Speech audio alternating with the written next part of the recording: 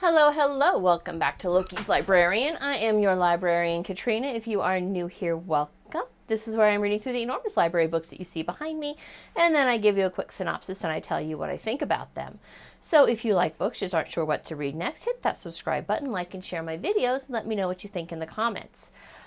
This book hit my library a few months ago after I started following Blair White's podcast, and I knew who Michael Malice was, of course, being the famous Twitter troll that he is and wickedly hilarious on Twitter. On Blair's podcast, she had asked him what book he wrote that was his favorite or he was most proud of, something like that, and he said it was this week's book of the week, Dear Reader, The Unauthorized Autobiography of Kim Jong-il, as dictated to by Michael Malice.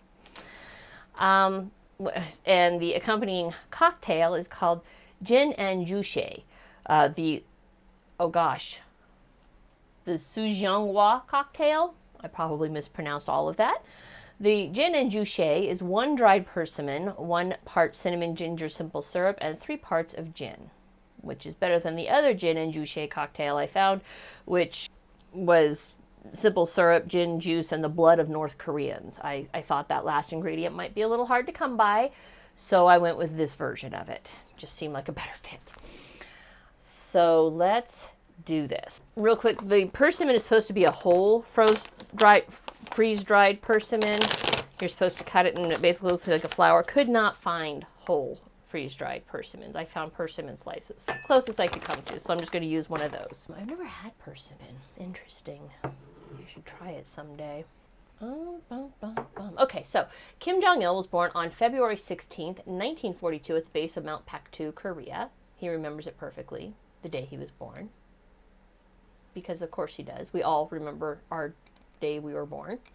Not just the day we were born, but our actual birth. He remembers his actual birth because he is way better than the rest of us. I am aware that this is a mild slap in the face because I'm using Japanese gin. Don't think I could find Korean gin, so we went with the Japanese. And the North Koreans despise Japan, and not without cause. All right, I need you to understand something. Japan was absolutely abominable during World War II. I mean, the entire world sucked during World War II. I mean, we can't exactly point fingers at them when we were, throwing our own citizens in concentration camps and, dropping atomic bombs on them. But, Japan was enslaving the Koreans and turning their women into comfort women, which means sex slaves. So I'm not saying that North Korea or Korea in general doesn't have legitimate gripes against Japan. I'm saying this was probably the best gin for the cocktail. So here we go. It's pretty easy though. I mean, 3 ingredients, that's pretty solid, right? The simple syrup I had to make myself. They don't sell ginger cinnamon simple syrup. I'll include the recipe for how to make that. So he remembers his birthday, his date of birth perfectly. He was also like walking and talking well ahead of the bell curve. I feel like I read that actually on Wikipedia, not in the book, because there were some things I needed to Google just for my own gratification. We'll get to that. His father, of course, was the great leader Kim Il-sung, and his mother was anti-Japanese war heroine Kim Jong-suk. Note, whenever his mother is mentioned in this book, it is always as anti-Japanese war heroine Kim Jong-suk. The weather patterns were completely unique on the day he was born, and while it snowed as one might expect in Korea in February, the snowflakes danced and the morning sun shone through. Because he was very special from the moment he was born. I have to shake this. Good Lord, that gets cold. Not too long after he was born, Korea won the war against Japan. Just Korea. All right, America had no part in ending that war. Although he does point out that America is definitely the only country to ever use atomic weapons. There is never any mention as to who they use those weapons against, just that America is the only one that ever used atomic weapons. Because Korea alone, won the war against Japan. That is very important. That's very full. I feel like I got half coupe glasses and not full coupe glasses. That's okay. It's fine. Korea won the war against Japan thanks to the brilliant leadership of Kim Il-suk, and Kim Jong-il set out to become the most perfect son Korea had ever known, one who would not only embrace the idea of Juche, but become the absolute embodiment of the concept. What is Juche? This is very important to understand because this is kind of the embodying philosophy of the entire country. It's the philosophy that proves all other philosophies wrong, so much so that at the end of the book, and this is hilarious, he includes a list of Kim Jong-il's official enemies list, which includes Ryan Holiday, who is a pretty well-known philosopher. He's brought the Stoics back to life for the 21st century. Doesn't like, I guess Ryan Holiday can never go to North Korea. Just safety tip for you, Ryan. If you ever watch this, ever hear this, I know you've talked to Michael Malice. Don't go to North Korea. You're a public enemy there. I really wanted to dislike this one because Kim Jong-il is such a, psychopath, but hot damn, that's good. Oh, man. Oh, that is really good. So Juche is a belief that a country will prosper once it achieves self-reliance in the realms of political, economic, and military independence. All through socialism, because the country needs to be self-reliant. The people in the country need to be reliant on the government, of course, because capitalism would never encourage self-reliance, like ever. And this book regales us with the tale of young Kim Jong-il's coming of age, his school days, how he grew up in the Communist Party of the Democratic People's Republic of Korea, the PRK, and the contributions he made to encourage its greatness and growth. And it's told straight. And there's no tongue-in-cheek, no sense in any way that this is ever a joke. This is very much Kim Jong-il's story as it is told in the Democratic People's Republic of Korea, which should be really alarming to people. Because here's some of the things that are told in the book. So let's go through this. Once he was born at the base of Mount Paktu, and after his younger sister was born, his mother, anti-Japanese heroine Kim Jong-suk, died. No mention of what she died of, just that she died.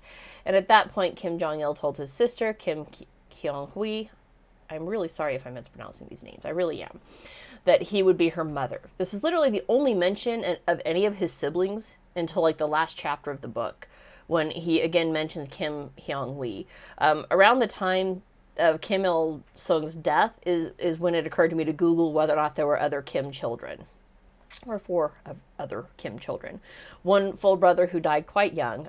Kim Jong-il is the oldest, but his second-born brother died quite young. He was like 4. And then 3 half-siblings with Kim Jong-il's stepmother, assuming she married the great leader. I have no idea. It's never mentioned anywhere in the book, and beyond, Googling were there other Kim children, I just didn't look to see if he actually married the second wife. So Kim Jong-il was an absolute paragon. I mean, seriously, people talk about Rey Skywalker being a Mary Sue. Kim Jong-il is a Mary Sue. You should seriously, like, if you Google Mary Sue, you might find a picture of Kim Jong-il. He was perfect at everything he ever did. Ever. There's exactly one time that he actually disappointed his father, and I'll get to that story in a little bit. So in addition to, walking and talking at 3 months old, and remembering his entire life from birth to death with perfect clarity, Kim Jong-il was the most brilliant child the schools in Korea had ever seen. Always raising questions the teachers couldn't answer and having them find the answers to keep up with his clever mind. It was in grade school that he introduced the idea of corrections, having your classmates tell you what was wrong with you, for your own good, of course. This idea has quite happily leapt across the pond to come to rest in social media outlets. That would be what cancellation is all about, is telling you what you're doing wrong and why you're wrong. So, yeah, Juche is alive and well. It's not just in Korea. It's working its way over here on multiple levels, which is really horrifying. So, corrections, for your own good, of course, naturally. They would never do it to try and, gain control over you or anything like that. And Kim Jong-il provides examples of how he helped his classmates to realize Juche was best, including charming anecdotes about improving vandalism, but not against public buildings, but of course, all buildings in Korea are public buildings. As part of his coming-of-age story, Kim Jong-il had to navigate and assist the country and the great leader in navigating the triple threats of flunkyism, dogmatism, and factionalism. So flunkyism was, quote, the tendency of a developing country to worship more powerful countries. In Korea, that might mean worshiping Russia or China as more powerful and wanting to follow in their footsteps, end quote. Now, no disrespect to China or Russia, but Korea could do better with less, and did. The corrections Kim Jong-il recommended quickly became national policy, because how can you improve if your friends don't tell you you're wrong? And everything he suggested was always adopted because he was the best. I mean, I feel like there was a severe disconnect in reality. I mean, most likely his ideas weren't the best. It's that nobody wanted to naysay the great leader's son because he was the great leader's son. I feel like there was a lot wrong. Dogmatism is, quote, an inflexible way of thinking where one imitates others blindly without considering concrete conditions and situations. I would actually buy that particular example of it. In the chapter of dogmatism, he talks about how he recommended every Korean should read 10,000 pages a year to his college professors, who were awestruck by this idea, seemed to think this was an audacious and bold plan. I mean, that's less than 30 pages a day. I mean, you consider all I read over the last year, and I am unimpressed. I gotta pump those numbers up. Those are rookie numbers in this racket. Although, to be fair, and perfectly fair, seriously, 30 pages a day is more reading than the average American does. Most Americans don't read once they graduate high school and or college. You know, right? They finish their education and they basically stop reading at that point. On the other hand, if you're only allowed to read state-sponsored educational material, are you really broadening your horizons or learning anything new? Just a thought. I already conned the husband into doing the grocery shopping this week, so I can actually drink this whole cocktail. I'm not driving anywhere today. Factionalism is preaching the wrong ideas for their own sake. They were opposed to the prime minister on principle, the principle of opposition simply for the sake of opposition, end quote. Disagreeing with the great leader is wrong. This chapter is where we learn that humanity originated in Korea over 1 million years ago, as proven definitively when the archaeologists in the DPRK found the proof by digging where Kim Jong-il told them to dig based on the principles of Juche. Self-reliance will teach you historical truth, I guess. So he talks about such historically significant incidents as the USS Pueblo, the Poplar Tree incident, the 1988 Seoul Olympics, and the bombing of South Korean flight Korean Air 858 on November 29, 1987. Now understand, all of these incidents 100% occurred, all right? None of these are made up. These all happened. But what they are taught in North Korea is very different from what we are taught in the rest of the world. Like, literally the entire rest of the world is taught something different. We are taught that the USS Pueblo was an environmental survey ship that was held hostage by North Korea for about 3 months. North Korea is taught that this was a U.S. spy ship they captured engaged in espionage in Korean waters. I will grant that I am probably biased on this one, in my belief that this was probably just an environmental survey ship and no spying was actually done. And I'm basing that off of my knowledge of U.S. history and, you know, an absolute loathing for Kim Jong-il. And also the fact that Kim Jong-il had an absolute loathing for Americans. I mean, we're the great evil in his story. And America is by no means innocent. We have certainly done our share of shitty things. But also, allegedly, and this is in the book, the 80 or so captured sailors requested to engage in gay sex because that was the American way. Now, we're not gay. Not that there's anything wrong with that. The Pueblo incident occurred in 1968. In 1968, gay sex was still illegal in the United States. Full stop. All right, that was illegal. They might maybe have had a single gay sailor. If they did, that guy was so deep in the closet because he would not have advertised that fact at the risk of losing his job or possibly being jailed in America. So I find it extremely unlikely the entire crew was gay, despite what Kim Jong-il was saying and despite what the village people advertised. In the Navy. So the Poplar Tree incident was a bit sadder. This occurred in 1976 when 2 U.S. military personnel entered the joint security area of the demilitarized zone to cut down a poplar tree. The North Koreans, as reported by Kim Jong-il, there were 40 Americans to about 4 Koreans. But because the Koreans know Taekwondo, they were easily able to disarm the 40 Americans and cut down 2 of them with their own axes. Seriously, I mean, as ridiculous as it sounds, seriously, 2 U.S. servicemen died, Captain Arthur Boniface and First Lieutenant Mark Barrett. That was not in the book. That is something else I Googled because I wanted to check some of these incidents and make sure they actually happened. They did. This, according to Kim Jong-il, is the only time that he ever disappointed his father because, the great leader Kim Il-sung, he saw this as a American tactic to get the world on America's side. He managed to work his way back into his father's good graces, though. I mean, that's, good news, right? He was eventually, of course, named the successor. Now, the one incident where I completely lost it and started laughing so hard I cried was the recounting of the Korean Air Flight 858 terrorist bombing, which has been definitively linked to North Korea, specifically due to the confession of captured bomber Kim Hyun-hui, who reported everything to South Korea following her own capture, which including her training and that she and her partner, who managed to successfully kill themselves via cyanide capsule post-capture, were impersonating Japanese travelers. Now, Hyun-wee was eventually pardoned based on her being brainwashed. More on that in just a minute. What made me laugh so hard was after Kim Jong-il's very sarcastic retelling of Hyun-wee's training and mission, he reports, quote, "I can offer absolute proof that the American story behind Korean Air Flight 858 isn't true. The proof is as follows. I would never have to send a Korean abroad to impersonate a Japanese person, since I'd been kidnapping and training actual Japanese women for that purpose for many years." End quote.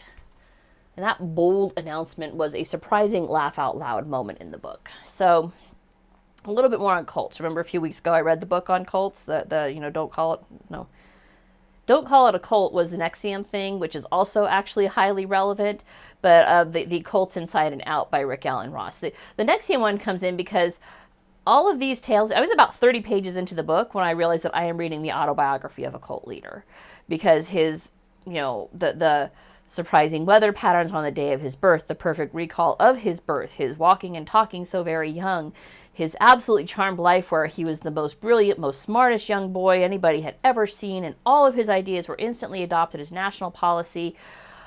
All of these things smack of that cult leader mentality where he's been raised to a level of like godhood in his own country, or at least in his own mind, and that people don't dare say otherwise.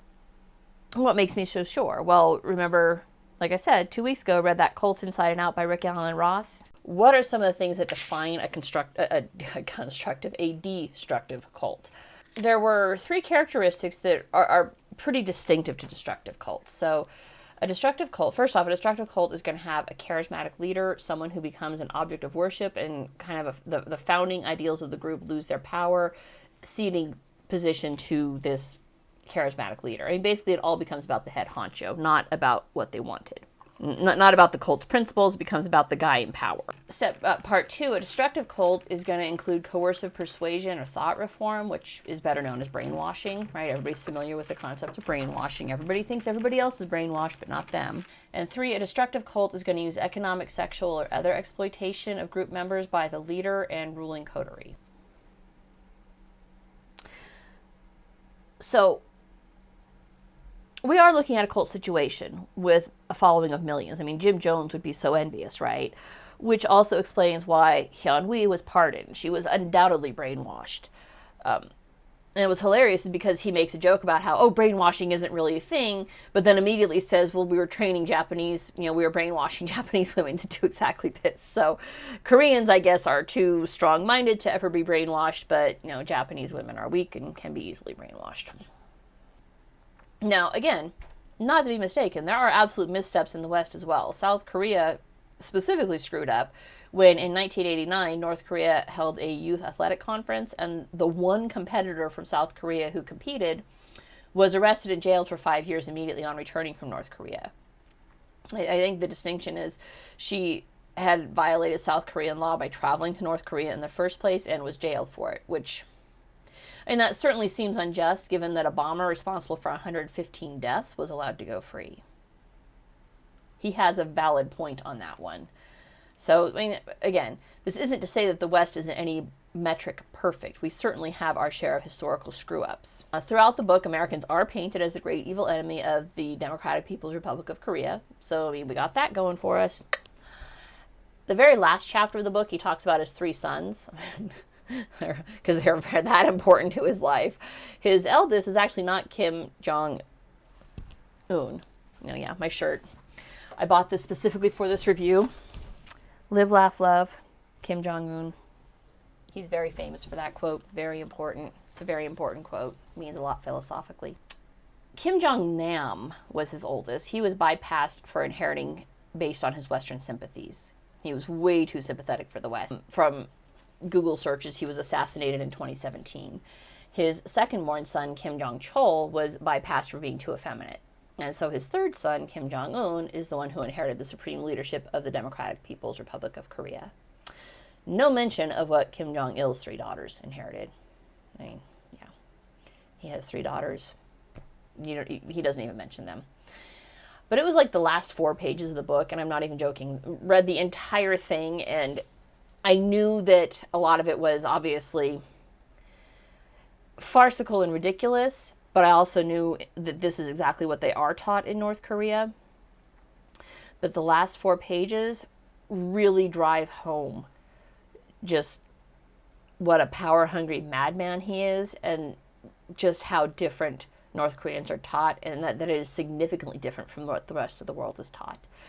The last 4 pages, stenographer Michael Malice brilliantly sums up his storytelling, and it's just driven home brutally. And in the last 4 pages, Kim Jong-il reports on what exactly happens in the re-education camps in North Korea, and it's bad. It is bad. He reports why it doesn't matter and how he can prove that it doesn't matter. And he lists a long litany of American power players who cared about such atrocities occurring everywhere else, anywhere else, but in North Korea. It was such a brutal slap in the face that my husband came down to help feed our menagerie right when I finished reading, and he saw me crying. And being the good husband that he is, he asked if I was okay. And I said point blank, this book was brilliant. It was so brilliant. And the last 4 pages were just a brutal slap in the face of any American who pretends to care about civil rights. And it's all just pretend, right? And we truly know nothing. The information is out there and no one does anything to help. But as Kim Jong-il himself points out, revolution starts from within. And the DPRK citizens are taught very early not to rebel, or their families will suffer the consequences. They do a 3-generational thing. So if, say, my family lived in North Korea, don't recommend, and my nieces decided that they wanted to spearhead a rebellion against the Korean leadership, my nieces, even if only one of them did it, all 4 of my nieces would be executed. Any children they had would be executed. My sister, my parents, probably me, my sister, my other sister, her husband, her son, they would wipe out the entire family as punishment for having dared to rebel. So that might also be part of why American can't really do anything about Korea, because the country is run by a madman. I don't at all put it past him to, if we were to attempt to invade Korea and it looked like we were winning, I do not put it past him to instruct every single one of the Korean citizens to kill themselves. And he's been telling them for decades at this point that Americans will savagely rape the women, willfully spread HIV, that, you know, we kill babies and eat them for breakfast. These are things that the Korean people have been taught for generations about Americans. So if we invaded and if we started to win, I don't doubt that every single one of them would kill themselves, because brainwashing is a real thing. And Jim Jones would be so proud. So very proud. That's it for this week. Don't forget to hit that subscribe button, and I will see you guys later. Next week, we are on to the next president, Rutherford B. Hayes. Super excited. We'll see you later. Bye.